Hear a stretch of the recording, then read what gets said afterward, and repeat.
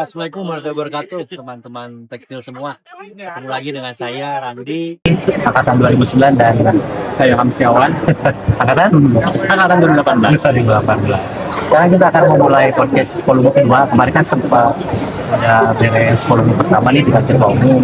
Sekarang kita akan mulai podcast volume kedua yang dimana kita akan menampilkan narasumber yang sangat wah dan amazing ini ya Ham ya. Betul. Wah, Siapa aja? Coba tolong kenalkan nama Ilham.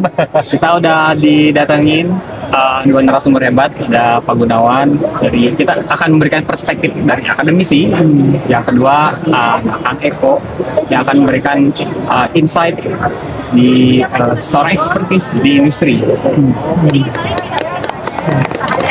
Oke. Mungkin bahasan siang hari ini Sebelumnya mungkin perkenalan dulu dong. boleh. Pak Gunawan, Eko gimana sehat? sehat. Alhamdulillah, sehat. Seru ya, Sibuk sekali. super, super sibuk. Pak Gunawan sibuk. Ya biasa masih jaga gawang di kampus dan kesibukannya pasti ujian aja. Udah handle beberapa negara. Betul. Dan salah satu kesibukannya juga dikasih dari Pak Gunawan. Saya kuliah lagi. Kuliah lagi ya? Di S2 sama Pak Gunawan. Tapi untuk kerjaan memang makin besar cakupannya. Yang dulu fokus cuma di aparel, sekarang di footwear juga, dan juga ING, dan footwear jauh lebih besar bisnisnya. Dan juga bukan hanya Indonesia tapi juga India. Kebetulan dikasih role yang lebih global lagi. Iya. Serunya di situ. Bukan hanya aparel tapi udah. Bukan hanya aparel, footwear juga. Kalau Pak Gunawan pembantu direktur. Untuk bidang akademi. Ya, di bawah nanti ada prodi gitu untuk pengajaran, lalu ada penelitian di situ sama pengedian masyarakat. Saya ingat waktu kuliah dulu namanya pembantu ketua 2. Sang ketua 1, pembantu direktur 1. Waktu saya Pak Gunawan ketua jurusan. Ya. Ya gini, Pak Gunawan, Kang Eko, sekarang kita mau ngobrolin diskusi santai aja. Iya. Podcast, Iya. nggak usah terlalu kaku. Iya. Yang penting bermanfaat untuk teman-teman alumni dan penonton nanti. Kita judulnya tentang sains di balik brand ya kami. Sains teknologi di balik brand. Nah, sains teknologi di balik brand ini mungkin kita ada beberapa pertanyaan untuk Pak Gunawan dan Pak Eko. Mungkin saya akan menanyakan ke Pak Eko dan Ilham akan menanyakan ke Pak Gunawan. Mulai siapa dulu nih? Kang Eko dulu. Mungkin Saya mencoba untuk menjawabnya. kita bridging dulu mungkin ya. Gimana Yang tuh? menjadi kan kalau misal berbicara soal kualitas, mungkin orang brand dengan akademisi pasti beda ya. Melihat faktor atau hal-hal tertentu mungkin ya. Nah itu mungkin yang menjadi perbedaan. Nah siang hari ini mungkin kita bakal ngobrolin juga soal supply chain, compile. Nah, mungkin dari dua perspektif ini gimana nih match-nya? Jadi nanti para penonton juga bisa dapat POV jadi dua expertise dari industri taksi. Nah, mulai mungkin dengan perihal supply chain, karena kondisi saat ini juga bisa dibilang nggak baik-baik saja ya. Betul. Nah, menurut Kang Eko atau Pak Gunawan, hari-hari ini supply chain material atau hal-hal yang teks itu bagaimana? Insight dari. Iya, dari pengalaman aja sebenarnya logiknya yang namanya supply chain itu kan supply ya. Artinya semakin dekat supply, semakin shorten itu akan lebih baik. Karena kalau supply itu ada jarak, pasti ada potensi untuk ada hambatan di situ. Mungkin di 2011 dulu ingat ada banjir di Thailand, waktu itu semua terkonsentrasi di sana, akhirnya masalah. Kemudian yang terakhir kemarin COVID juga terjadi kendala ya karena supply chain. Dan sekarang terakhir ini yang paling nyata ya war ya perang ya kan. Akhirnya yang dulunya supply chain strategi itu lebih ke cost kompetitif, sekarang lebih ke local to local. Ya, jadi local to local itu sangat penting ya. Pernah kasus juga pengalaman pribadi waktu kerja di brand Decathlon dulu, tidak adanya suplai lokal di bahan tertentu itu membuat kepincangan, akhirnya bisnisnya juga tidak optimal gitu. Jadi sekarang supply chain lebih ke local to local yang at the end juga mensupport beberapa topik lain termasuk sustainability juga. Kita dengan carbon reduction-nya juga kan rendah ya. Sederhananya seperti itu ya. Memang lokal to lokal itu jadi tren sekarang. Iya. Dan fokus besar untuk semua brand sebenarnya. Ya. Kalau menurut dari Pak Gunawan melihat supply chain Ya, sekarang tuh yang agak berat barangkali kondisi terkini tuh teman-teman yang di polyester mungkin ya. ya, Kita tahu polyester itu bahan bakunya dari PPA, polyvinyl alkohol sama MEG ya. Itu dari minyak bumi. Nah, begitu kita tahu ini MEG hampir kita banyak impor ya. Dari negara tertentu lah ya. Timur Tengah. Begitu sekarang ini war perang, teman-teman di polyester kan worry ya. Nah, supply chain ini agak keganggu karena tiba-tiba harga nggak menentu. Kemarin kita datang ke satu perusahaan, kebetulan masih ada alumni juga di situ. Itu quotation nggak bisa tahu lama, short term, berlaku cuma seminggu karena dia fluktuasi di harga itu. Jadi, nah sekarang terganggu. Betul yang tadi katakan ya, supply chain itu akan bagus sebetulnya kalau itu makin mendekat. Karena isunya tadi masalah ancaman gangguan, tapi juga ada isu sekarang ini kan sustainability ya. Salah satu di isu sustainability itu misalnya berapa banyak karbon emisi yang keluar. Betul. Nah, karbon emisi yang keluar itu banyak, kebayang kalau logistik gitu. Logistik yang jauh berarti karbonnya banyak keluar kan pembakaran. Nah, ini membuat sekarang terutama ke Eropa kan. Itu ada isu nanti, bukan isu lagi, udah terjadi sebetulnya digital passport. Nah, ini menjadi sangat penting teman-teman nanti di brand. Kang Eko di Adidas posisi mengalami ya sekarang mencari supply chain penting karena sekarang yang isu yang kedua yang penting selain war di 2027 ini kan kita sudah sepakati sama Uni Eropa, EU CEPA. Dulu itu kita yang dilihat itu kan cuma garmennya, sekarang perjanjiannya kan two step proses, 2 tahap gitu. Garment sama di fabriknya, nah fabriknya juga harus comply. Nah ini PR, mungkin Kang Eko nanti bisa elaborasi kesulitannya. Ya. Tapi memang menambahkan pengguna. Iya. Saya pun kan praktisi juga ya kerja. Iya, iya, Jadi, betul. memang sekarang tuh dampak supply chain itu sangat lumayan. Apalagi tadi disebutkan Pak Bulan, betul polyester itu Iya. sangat nggak stabil harganya. Iya, iya, Dan itu pun berpengaruh ke rayon dan cat. Iya. Harus semua. Ikutan jadi Biasa, efek iya. domino mungkin Betul. itu Domino. Pak Eko. Mungkin Pak Eko juga nanti akan sedikit menerangkan. Dan saya penasaran Pak Eko kalau untuk lokal to lokal ini yang tadi kata Pak Eko sebutkan, apakah seberapa kuat gitu lokal to lokal ini bisa menghadapi situasi sekarang ini. Iya, pertama saya mau share juga sedikit tentang sekarang ini seberapa persen sih lokalnya yang dipakai brand gitu. iya. Ya, benar, Ya. benar. Betul, betul. Itu masih sangat kecil, sangat menyedihkan, boleh dibilang ya, terutama untuk yang woven ya.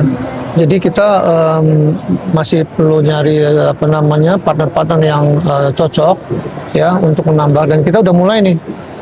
Jadi kegiatannya untuk mempercepat local to local itu, yang pertama kita mengencourage existing partner untuk mengupgrade itunya dia, capability-nya ya. Tadinya cuma basic, akhirnya naik ke yang agak sedikit premium misalnya. Dan itu sudah mulai ya, meskipun perlu waktu gitu ya. Dan yang keduanya menginvite partner-partner baru gitu. Nah, ini juga kita udah mulai nih. 1-2 kita udah mulai partner-partner kita join dengan brand ya. Sebenarnya tidak mudah karena banyak banget yang harus dipenuhi ya. Tapi menurut saya paling mendasar adalah kesiapan mereka terhadap requirement sustainability. Ya. Tadi yang untuk EU CEPA tadi yang 2027 itu sangat-sangat mendorong tumbuhnya bisnis di Indonesia. Karena kalau misalnya EU CEPA itu diberlakukan, berarti kan landed cost-nya akan ada benefit yang tadinya ada tax misalnya 12%, 15%, sedangkan Kamboja 0%. Ya. Sekarang ya nanti Kamboja malah kena pajak besar, Ya. atau Bangladesh misalnya, itu akan ada benefit tersendiri.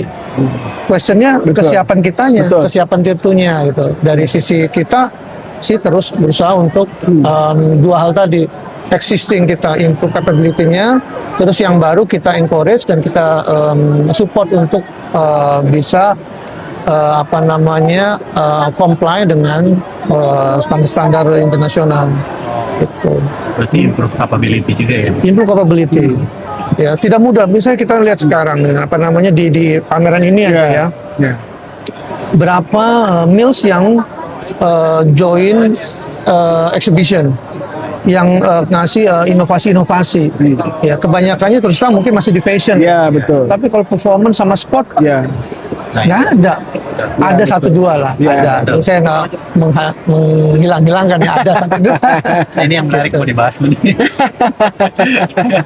gitu. Jadi kan nanti kaitannya dengan material mungkin Pastinya. yang belum Iya. capability ini. Ya. Ada kesulitan nggak Kang Ilham ingin menyoroti sih tadi kan dikatakan persentase lokal vendornya masih sedikit ya. Ya. Jika misalnya boleh dikasih range 1 sampai 100 nih, Iya. kira-kira ada berapa persen dan Iya. kesulitannya selain tadi secara capability, apalagi sih yang menjadi tantangan yang mungkin kalau misal brand lokal atau misalnya ya Iya, industri iya. mendengar mungkin ini yang perlu saya improve ya. Iya, betul. Ya, memang kita bisa, saya nggak bisa nge-general numbers ya, karena tiap material tuh beda. Karena di brand itu kan bukan hanya tekstil juga, ada trim juga, Oh iya. ada leather juga. Iya, benar. Tapi kita coba fokus ke apparel misalnya ya. Kalau fokus apparel, yang tadi saya bilang woven itu jarang investment baru woven. Bisa dilihat ada investor baru yang datang untuk kebanyakan knitting, kayak FGH Ligang lah atau siapa gitu ya, banyakannya knit.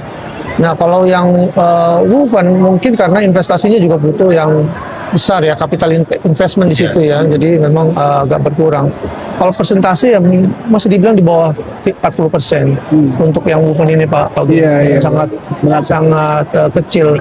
Spesifik lagi buat misalnya kayak heat transfer gini, itu kita masih semuanya import. Ya, cuma adalah sekarang kita lagi approach dengan supply lokal. Salah satunya perusahaannya Pak Arif itu. Iya. Yang sebut aja Pak Arif lah. Iya. Itu kita lagi approach sama dia juga. Gitu. Itu faktor kenapa di bawah sangat sedikit 40%, apakah emang faktornya apa sih dari pandangan Pak Eko dan bangunan apa sih sebenarnya? Apakah Pak Eko mungkin yang dia langsung sourcing. Iya, kalau saya lihat apakah mungkin sorry Pak, Iya. apakah mungkin SDM-nya yang nggak improve atau apa gitu? Ya, atau misalnya kesulitan memenuhi standar yang memang Gitu. ditetapkan. Atau Iya. apakah saya kalau improve marketnya kemana nih? betul. Apa gimana? Kalau saya lihat pelajari secara global ya, Iya. kalau kebutuhan lokal itu bisa dipenuhi, kebutuhan lokal bisa dipenuhi oleh lokal, at least basicnya bisa disuplai sama dia. Tapi masalahnya sekarang kebutuhan lokalnya pun masih tergantung impor. Ya, nah itu beratnya karena kalau dia mau bermain di woven yang spesifik begitu, itu bisa harus jelas marketnya kan. Iya. Marketnya kan bukan hanya brand mah Betul. kecil. Iya. Ekspektasinya tuh kebutuhan lokal disuplai sama dia bergerak tumbuh baru ke brand gitu loh. Kalau misalnya langsung ke brand yang udah saingannya berat, akan susah. Nanti ada saingan sustainability, Iya, itu betul. cost, agility dan selanjutnya gitu yang nggak bisa diiniin. Itu kalau saya lihat secara Iya, globalnya Pak Gen. Iya. Ya kalau lihat ini kan sebetulnya ada dua hal ya isunya itu di industri. Satu, dia bisa nggak memenuhi semua spesifikasi lah, atau kita sebut performance. Berarti kan dia memproduknya. Tapi selain produk juga di belakangnya ini yang isu yang bukan isu ya, sekarang yang menjadi keniscayaan itu juga standar-standar yang lain, sustainability, berapa banyak distribusinya, energinya seberapa banyak, berapa banyak yang dari bio atau non bio segala macam itu kan nanti bisa dihitung. Nanti pakai LCA, life cycle assessment, atau banyak tools ya untuk melihat seberapa sustain gitu angka kuantitasnya. Ya, nah, jadi pada bersamaan PR kita sebenarnya tadi itu meningkatkan performance si produknya itu. Tapi yang kedua juga nggak boleh concern hanya di produk. Ini semua isu-isu tentang sustainability itu juga harus diperhatikan. Dan sustainability itu kan ada 3 tahap ya. Harus sustain di ekonomi, di core paling dalam. Kalau yang keduanya nanti sustainable di segi sosial, baru di paling luar sustain di sisi lingkungan. Nah kalau ini dapat, Sedangkan karena brand pasti salah satunya ke situ drive-nya. iya. Jadi tidak hanya produk, jadi tantangan makin besar. Tapi kadang di lapangannya wah berat nih. Tapi kalau nggak masalah. Iya sih. Kita punya opportunity depan mata Iya, betul. dengan kita nanti OECPA berarti kan bisa 0%. Tapi pada saat bersamaan kita punya tantangan gimana kalau two step processing bisa dikerjakan. Nah, kebanyakan masalahnya bukan di garment yang tadi kata Pak Eko, Iya. di fabrics. Di fabrics, betul. Dan semuanya sustainable kan. Setuju. Jadi supply chain-nya mungkin ya. Iya. Tadi itu ekosistem di sustainable sekarang bagaimanapun problem. Betul. Mungkin ada tambahan soal Kalau supply saya chain? sih kebetulan kan tentang sustainability juga sehari-hari sering ngobrol ya. Iya, iya. Saya tadi setuju dengan Pak Eko yang disebutkan dan Pak Gunawan. Cuman ya itu tadi kalau di lapangan itu terkadang mungkin ya kendalanya itu kita menemukan, ini bisa salah satu pabrik lah ya. Saya nggak sebutin siapa. Cuman dia suka mikir, terus ini nanti marketnya gimana? Iya, betul. Prosesnya ini panjang. Nah itu maksudnya apa ya? Iya. bukannya merendahkan tapi ya Betul. karena itu yang dibutuhkan sekarang sebenarnya. Iya, iya. Sebenarnya sih, tapi di lapangannya saya melihat masih banyak Iya. yang seperti itu. Nah, ini tantangannya sih dari pemerintah. Mungkin itu tantangan secara rantai pasar atau supply chain. Aku mau bergeser sedikit ke teknologi di lokal. Apakah maksudnya memang belum memadaikah sampai ya kita kesulitan atau seperti apa dari pengalaman Pak Eko dan perspektif Pak Gunawan? Ya, pastinya teknologi ada salah satu pengaruh besar ya. Kalau kita misalnya lihat dulu namanya dyeing itu sampai berseceran airnya di mana-mana gitu ya, sedangkan kita lihat di pabrik-pabrik tertentu tuh nggak lihat ada air, semuanya autodosing ya. Sekali autodosing artinya dye sama auxiliaries tuh nggak tahu dari mana tahu masuk ke mesin ya. Dalam Itu satu ada. mesin. Nah, misalnya satu pabrik itu ada 16 mesin ya, semuanya masuk satu-satu gitu ya. Dan misalnya itu kita bandingkan dengan pabrik yang lokal, mindsetnya ya, yang masih ngangkat-ngangkat ember, masukin jadwana segala macam. Ngelingnya adalah ke kualitas. Ketika brand atau ya umumnya brand minta batch to batch warna itu nggak lebih dari 0,8 delta E-nya atau 1 delta E-nya misalnya. Tapi kalau masih dengan manual itu sulit sekali untuk mencapai satu itu delta E yang batch to batch-nya. Sedangkan dengan manual itu juga kendala lainnya adalah right first time-nya.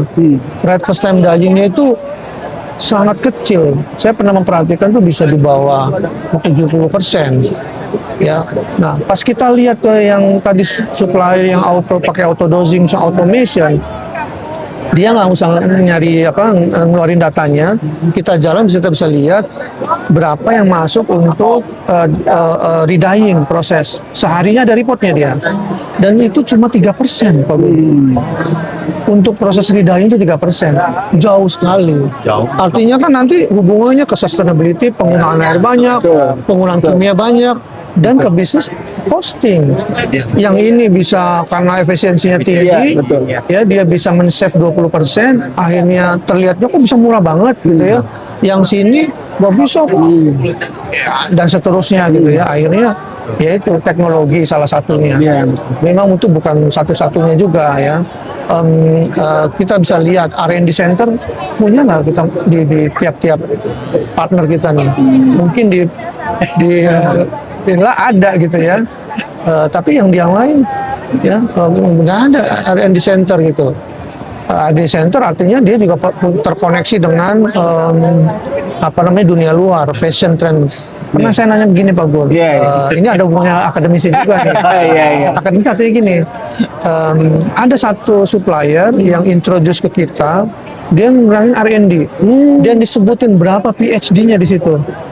Saya sampai istilahnya goosebump ya gitu ya, merinding gitu ya. Iya, benar. PhD-nya ada 20. Betul. Di Indonesia PhD-nya ada berapa? Enggak ada. Hampir nggak ada lah. PhD-nya adanya di kampus. Di itunya kurang Pak Gun. Sampai ditanya gitu. Dia menerangkan begitu, akhirnya saya kepikiran gitu ya. Akhirnya ketika ada supplier lain datang, saya nanya, punya PhD berapa? Iya kan? Dan akhirnya kita juga nanya ke diri kita sendiri, Pak Gon. Adidas punya berapa banyak? Banyak kuliah lagi. Saya kayaknya kuliah lagi. Belum PSD bukan. Oh iya. Itulah kira-kira, jadi teknologi juga ya, Iya. manpower, sumber daya juga ada Iya. di situ pengaruh.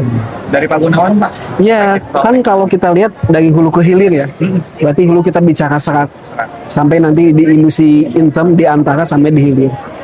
Yang saya tahu ya, itu masing-masing punya problem untuk naik ke teknologi yang lebih besar. Di industri hulu itu kan problemnya sebenarnya kesediaan bahan baku ya. Kalau dia serat alam, kita mungkin strong lah di rayon sama polyester ya, karena rayon kita punya beberapa Iya. itu. Tapi yang agak problem kan sebenarnya di industri antara nih. Garment saya nggak gitu khawatir lah. Kekhawatiran yang paling besar itu justru di antara ini berarti kan pembuatan kain. Iya. Kalau untuk mesin tenun, mesin rajut, non-woven, oke lah rasanya. Proses sampai grey ya. Iya. Karena bolak-balik kan struktur, benang, gitu segala macam. Yang PR paling besar barangkali di finishing proses. Di finishing proses, dan itu nggak mudah karena kain mau lebih fungsional, dia katakanlah waterproofing atau breathability segala macam. Itu kan salah satu faktor yang paling penting, main di Karena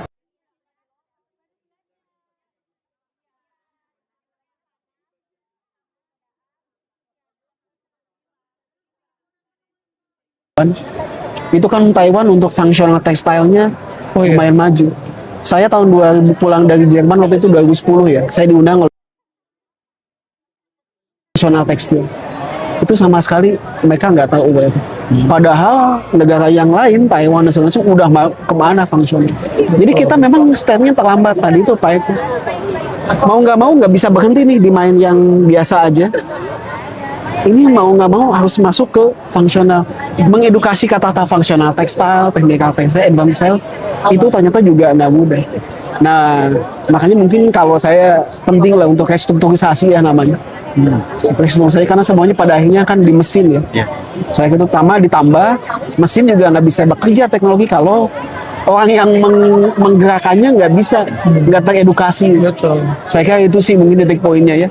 Betul. Sebenarnya kenapa sih Pak kita tuh disebutkan kalah gitu? Sebutkan apakah dari mesinnya terutama atau dari keinginan untuk development? Sebenarnya kenapa sih Pak? Iya, iya. Kalau saya pertama lihat industri itu kan semuanya intinya orang bisnis itu kan supaya dapat untung ya. Betul. Pasti driven market dulu gitu. Nah, driven market ini tuh yang ada yang sangat cepat, ada yang sangat enggak gitu. Ada, dan kita nggak bisa salahkan juga ada industri yang main di biasa-biasa oke. Tapi dengan tumbuhnya brand sebetulnya yang banyak dan profitnya paling besar, kan brand ini juga dituntut market juga di negara majunya. Betul. Nah kita merasakan tuh di negara, kalau kita pernah hidup di negara maju tuh, Betul. kita merasakan orang tuh kalau marketing Pak, misalnya saya dulu nggak enak juga pernah di Jerman nih. Iya, iya. Saya datang ke toko Adidas, Nike dan segala macam lah ya. Mereka cara marketingnya bukan ini harga murah, enggak. Dia akan masuk di kegiatan-kegiatan, dia hanya cerita aja spesifikasi kayak gini. Storytelling gitu ya. Ya, storytelling. Jadi orang nggak dihargai itu, storytelling bagus dan segala macam. Kalau dia menarik, udah mereka beli. Walaupun kadang-kadang nggak ngerti ya, kayak kita beli sepatu gitu. punya ini. Ini tuh uji apa kita nggak ngerti, tapi kelihatannya keren, nah orang beli. Tambah satu lagi Pak, dari dulu juga ada isu mengenai keberpihakan dari sisi sosial. Karena pernah kejadian di salah satu brand di negara maju, ketahuan bahwa bolanya itu dijahit oleh anak kecil. Iya. Di negara berkembang, di Pakistan atau apa. Iya. Diekspos sama LSM-nya. Begitu diekspos LSM, di negara itu penjualan produk itu turun. Betul. Karena mereka ngelihat, ini saya beli produk, saya nggak adil, ternyata dikejain sama anak-anak kecil. Ya itu impactnya besar ya. Nah, Makanya biasanya brand itu sangat menjaga resiko itu terjadi Ya. dari sisi sustainability, dari inovasi. Kalau teman-teman ngikutin dunia perkembangan sekarang terakhir di World Cup, ya mungkin ada baju bola yang bermasalah. Ya, Akhirnya kan ya benar Spread. sekarang ini ya. ya dulu sempat ada namanya cling effect yang ngeplek itulah, jiplak. Ya. Ya, itu kenapa itu? Itu juga kan jadi bikin isu. Nah, tadi sosial teknologi juga sangat pengaruh. Kita akhirnya cari tahu bagaimana materialnya supaya apa namanya cepet ngeluarin keringat, Iya. jadi nggak lepek dan seterusnya. Makin kesini makin ekstrim. Orang sport aja kan ada sport science-nya kan. Akhirnya ya kita juga harus ngikutin dengan perkembangan si sport science itu di materialnya. Iya. Nah pas kemarin saya sedikit ngasih ini juga nih, waktu ikut di teori yang namanya ada smart textile lah segala macam, disitulah tuh memang diperlukan. Waktu saya belum ikut nggak kehambat, apalagi yang teman-teman yang di pabrik, mungkin ada baiknya juga kita undang beberapa R&D pabrik untuk Ya, diskusi tentang itu smart textile Ya, atau smart textile. advanced textile gitu. Menarik sih. Nah itu bagian Betul. itu. Mangga Akhirnya nanti muncul Ika lagi ide-ide. difasilitasi sama Ika. Akhirnya munculnya nanti nih podcast lagi Pak.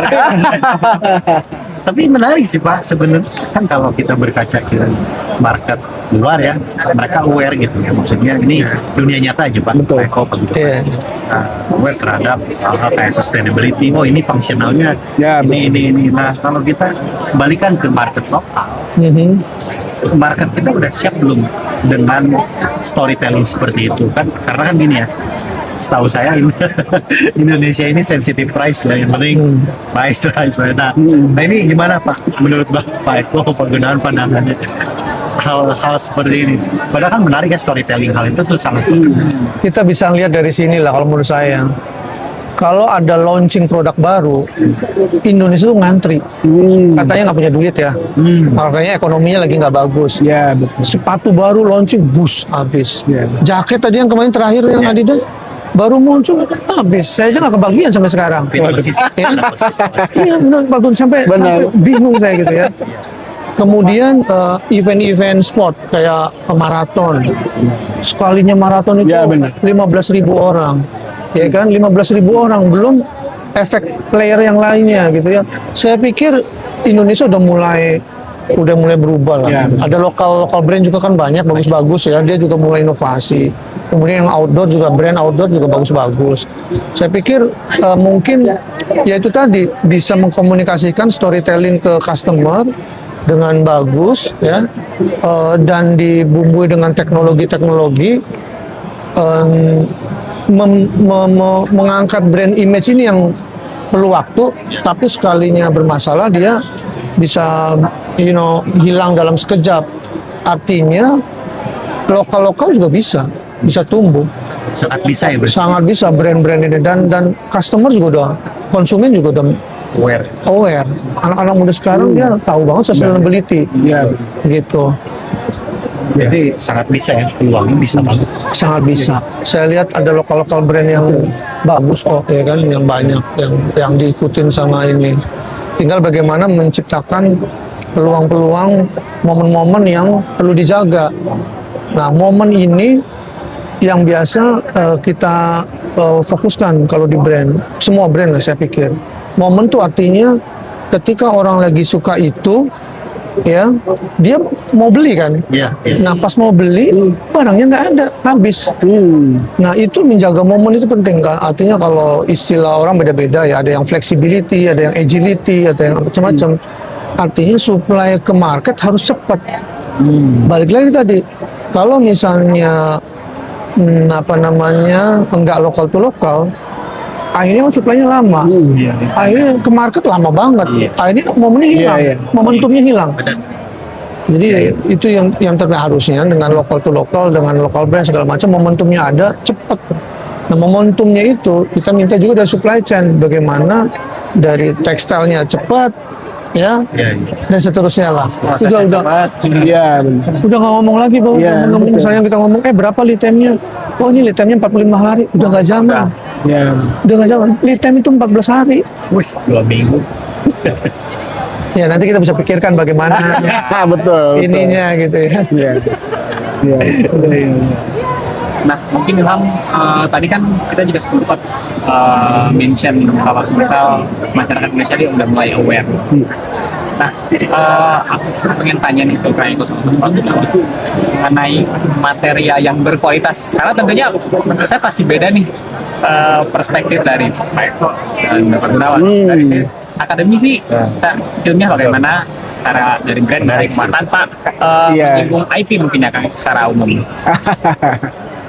Saya pikir tidak ada tolak belakang masalah quality antara akademisi sama brand, justru saling menguatkan, ya kan? Karena ada beberapa case yang tidak mencapai standar tertentu. Dengan adanya support dari akademisi itu jadi ada terbantu. Sedikit case saja gara-gara kemarin baru belajar juga Pak Gun. Ya, ada misalnya color fastness di merah itu selalu bermasalah misalnya. Tapi ternyata ada perkembangan nanoteknologi yang akhirnya bisa membuat molekul itu lebih kecil lagi dan lebih kecil, akhirnya bisa gitu. Dan itu ternyata udah diperhatikan di beberapa di supplier. Dia kemarin saya ke supplier leather yang suede itu kalau putih terus ada strip merah itu kecenderung migrasi dia tinggi. Ya karena suede itu yang ada kayak bulu itu. Nah bulu-bulu yang bulu-bulu itu kan ya pasti akan ada di ujung kan. Ujung kecuali yang PU coated misalnya. Nah itu ternyata dia pakai powder. Ternyata saya selidiki powdernya pakai yang nano, betul, jadi paling kecil. Jadi ada keterkaitan. Nah kalau misalnya standar itu kan menurut saya sih ya mirip-mirip lah. Cuma ada di market-market tertentu fokusnya di mana. Misalnya ke Jerman dia lebih fokus ke sustainability, jadi APO, NPO, PFC segala macam. Tapi di yang lain lebih ke misalnya rubbing fastness-nya harus bagus misalnya dan seterusnya. Tapi umumnya standar itu sama. Dan saya pikir SNI juga mengadopsi dari beberapa standar kan di luar. Itu suppliernya di Indonesia yang leather. Indonesia. Kalau saya mungkin dari definisi kualitas dulu, Bro. Kan kualitas tuh sebetulnya kualitas tuh nggak ada yang paling baik dan tidak paling baik sih. Kan kalau kualitas tuh gini, apa yang keinginan konsumen dia penuhin itu sudah berkualitas. Kalau kita misal membuat sesuatu kain sangat bagus sekali, artinya misal sangat kuat sekali, bahkan kali nggak akan cocok kalau hanya dipakai buat spot aja gitu. Tapi kalau bikin tali yang sangat kuat dipakai buat ke gunung itu jadi penting. Atau dia windproofnya, ketahanan terhadap udara. Mungkin tergantung pemakaian kan. Kalau nanti untuk dipakai spot di tempat dingin, kita inginnya windproofnya kan makin kecil ya. Atau kita sebutnya air flammability lah ya, kuat. Tapi kalau kita ingin di pantai, barangkali justru malah jadi enggak.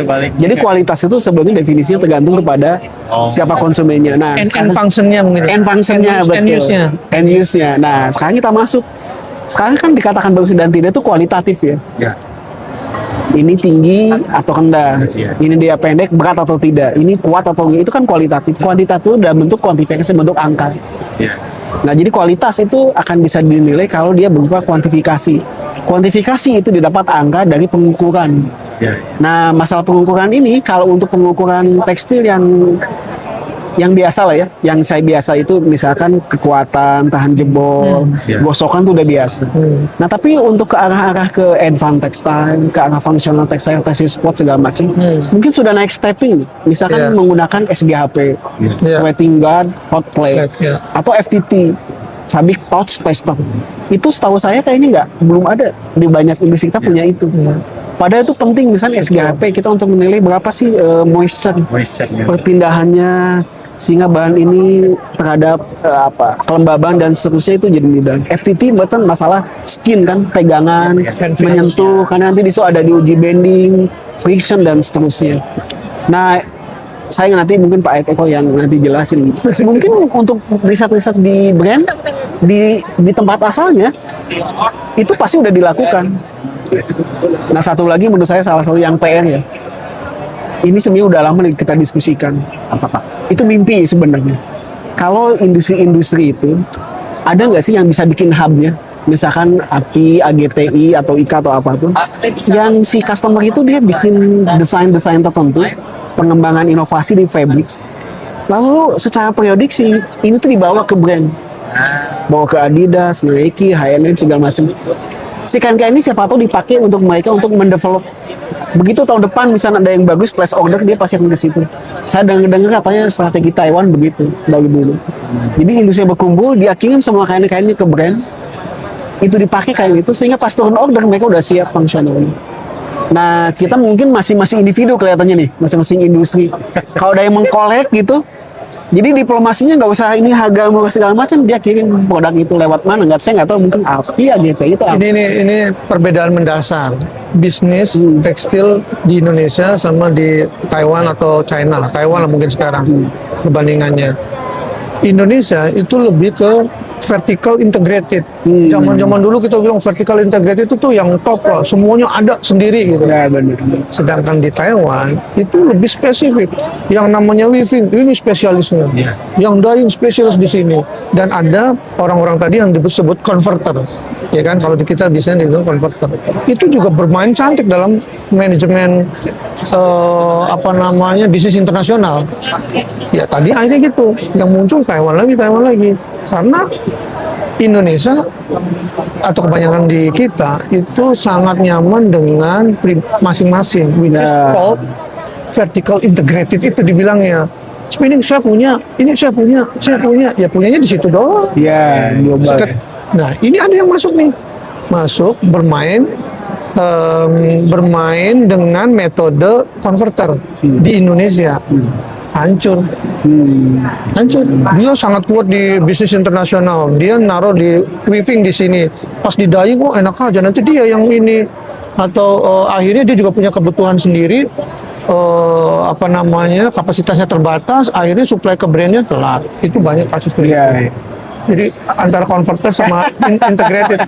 Kalau di iPhone itu open source sama yang semuanya sendiri gitu. Nah, itu harusnya mungkin bisa dipikirkan tuh. Ya, itu Masukan yang bagus sih, menarik nih. Pengalaman aja ini. Saya nggak hanya di Taiwan sih, di India saya lihat kayak gitu. ya, Udah mulai berkaitan cantik gitu soal vertical bisnis. ya, punya perspektif. Tadi kan Pak nyebutin beberapa pengujian ya Pak yang menyebutkan satu material berkualitas. Nah sebetulnya kalau misalnya nih ada brand atau misalnya perusahaan yang pengen menguji, ini bisa di kampus kah atau misalnya bisa lewatnya seperti apa, gimana? Ya bisa sih sebenarnya, apalagi sekarang kampus kita sudah BLU, artinya Badan Layanan Umum. Dulu kita untuk menerima uang dari di luar SPP itu agak berat ya. Nah sekarang kita sudah Badan Layanan Umum, jadi sekarang karena kita under government, itu sekarang lebih agile. Jadi kita sekarang kemarin ini kan kita tutup semua pengujian-pengujian. Karena sekarang kita akan buka, termasuk buat S3HP, buat FTT, dan ada kita buka. Akan kita buka sekarang lagi disusun PPT. Jadi tinggal datang aja bahkan nanti ke kampus sih. Datang aja nanti tinggal dilihat. Kampusnya Politeknik S3. Oh, Politeknik S3 Bandung, betul. Politeknik S3 Bandung. Ada di Cicadas. Kalau udah siap pasti tahu Pak Gun. Siap. Ya saya yang kolegi menggerakkan. Iya. Kan R&D perlu itu kan. Betul, R&D betul. Perlu. Ya. Jadi tinggal datang aja ke kampus Politeknik S3 Bandung. Nanti kita punya fasilitas, terutama yang setahu saya di Indonesia yang belum ada itu buat sport textile fungsional, seperti untuk FTT rasanya nggak ada yang punya. Public touch tester, padahal itu penting tuh untuk kita memahami, karena dia ada penghijauan bendingnya, kemudian ada friction. Jadi skin modelnya satu lagi itu SGHP. Yang lain saya kira banyak kan di tempat lain. Kalau untuk kekuatan, solid dan sebagainya. Tapi kita juga ada.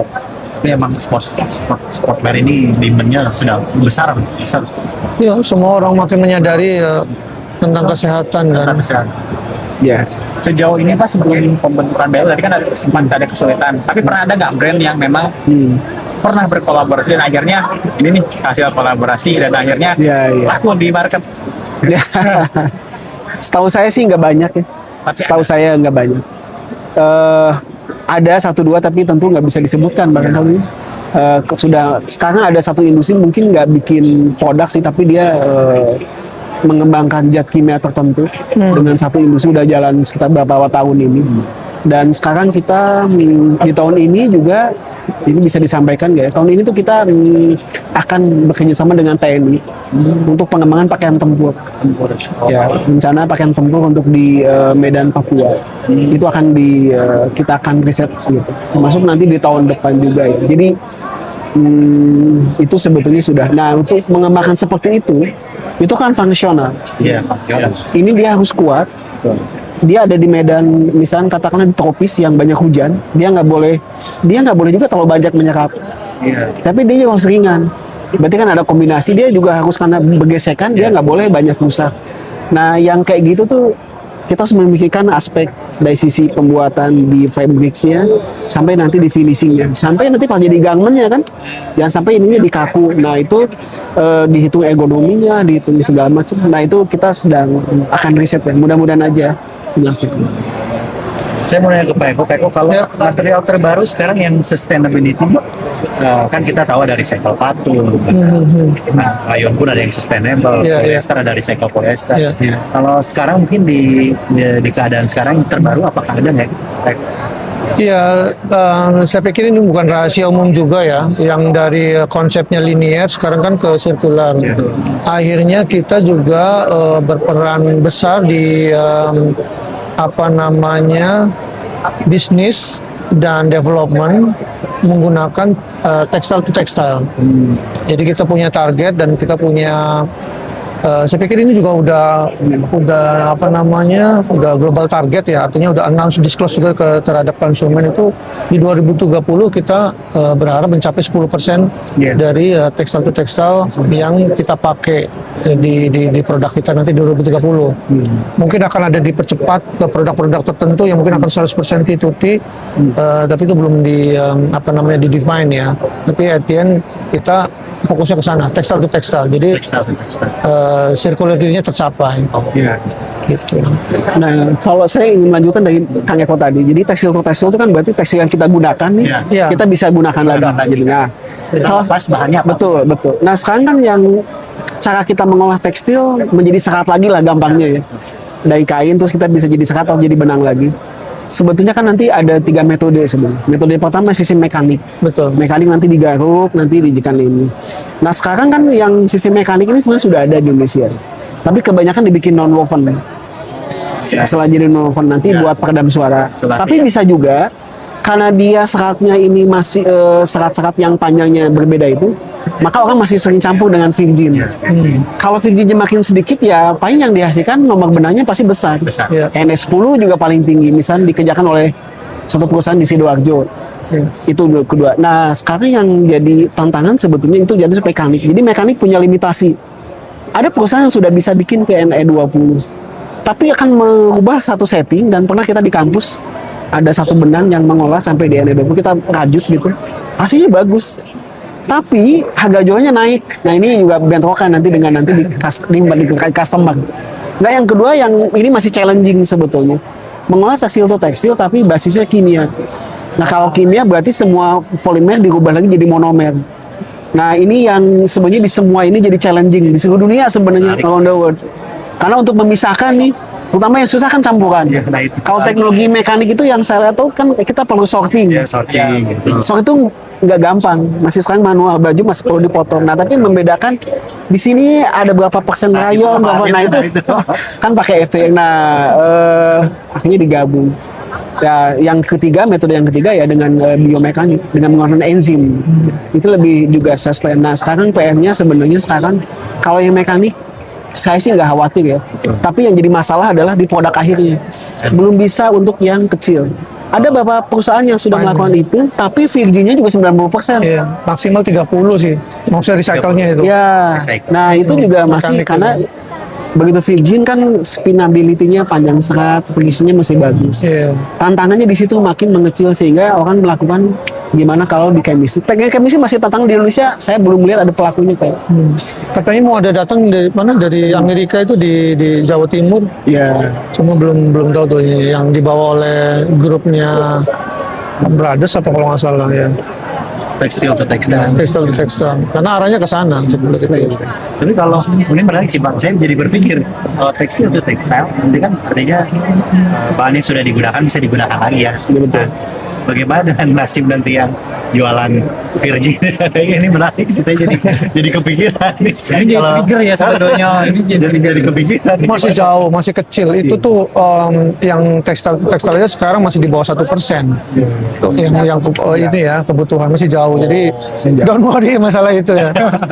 Ya, masih ada napas untuk Spontan kepikiran gitu. Iya. Masih jauh. Kebayang sih. Artinya ya sekarang juga kan semua brand internasional kebanyakannya polyester udah recycle. Iya, recycle. Ya kan, recycle polyester semua. Kita di 2025 kemarin itu terakhir harus pakai recycle semua gitu. Ya, tapi kan tetap industri banyak juga yang polyester membutuhkan yang virgin polyester gitu. ya. Tetap menurut saya sih ada keseimbangan di situ. Jadi target 2030 tekstil to tekstil. Tekstil to tekstil di yang selama ini pakai recycle polyester itu akan 10%-nya jadi tekstil to tekstil. Tapi nggak akan langsung habis. Virgin itu tetap aja masih punya dibutuhkan karena dia cost-nya Market, lebih murah ya. sebetulnya. Iya. Market driven kalau untuk lokal dan segala macam. Tapi kan kalau brand apa yang Uni Eropa itu baik sekali sih nanti kalau kita baca ya. Kita harus lihat ke belakang tuh. Sebenarnya Uni Eropa Parlemen Uni Eropa itu sudah mengeluarkan tahun 2022 kebijakan Uni Eropa mengenai circular, salah satunya di tekstil. Kita bisa baca tuh ada sekitar 10 atau 12 item apa yang penting di circular tekstil. Jadi yang kita sekarang rame nih di 2006-2005 tentang digital passport, 2022 itu sudah diomongkan. Dia ngomong bahwa nanti tekstil itu supaya tidak banyak menggunakan limbah, maka durability-nya, ketahanannya harus lebih tinggi. Terus tadi yang tekstil to textile itu sudah dimention sudah sejak lama. Karena isunya adalah ini banyak ke landfill kan, ke tanah. Nah, ini bahan sumber daya dan seterusnya. informasinya jauh ya, maksudnya nyampe ketinggalannya. Informasinya nyampe ke kita aman ternyata. Jadi Gitu ya. berbicara tentang future ya maksudnya. Ya, kita harus lihat tren. Nggak kerasa banget ya. Ya. Beberapa menit nih ternyata berjalan. Iya. Kayaknya kalau kita terusin kayaknya besok Sebetulnya. Iya. nggak habis waktu sih kalau ngobrol Iya. tentang tekstil ini, menarik sih. Saya seru sih podcast dan Pak Gunawan dan Pak Eko ini banyak insight dan banyak ilmu mungkin. Terakhir mungkin ya, nah, karena waktunya udah 45 menit. Pak Gunawan dan Pak Eko juga mungkin ada jadwal lagi. Siap. Harapannya Pak untuk tekstil Indonesia untuk Pak Gunawan, Pak Eko. Mungkin Pak Gunawan dulu. Ya. Saya sih kalau saya orang akademisi aja ya.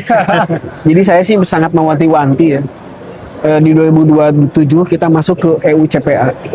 Dan kita tahu berdasarkan data ekspor terbesar garment Indonesia itu pertama Amerika, yang kedua turun Jepang, statistik ya. Masuk nanti Jerman, Inggris dan segala macam. Market kita tahu data WTO, World Trade Organization, pengimpor terbesar tekstil itu satu Amerika, satu yang kedua Uni Eropa.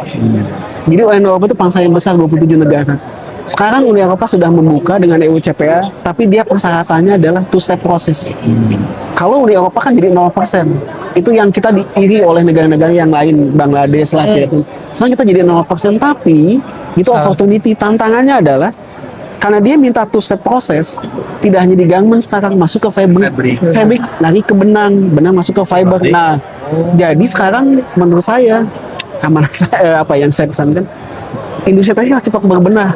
Karena industri garment ya, dia sudah market driven, nggak bisa lagi menunggu ini teknologi yang susah, enggak. Karena market udah menunggu, sudah ada nih, mau nggak mau. Nanti Pak Eko mungkin bisa. Yang kedua, untuk meningkatkan itu, berarti yang ditingkatkan apa? Pertama, dia harus pasti teknologi.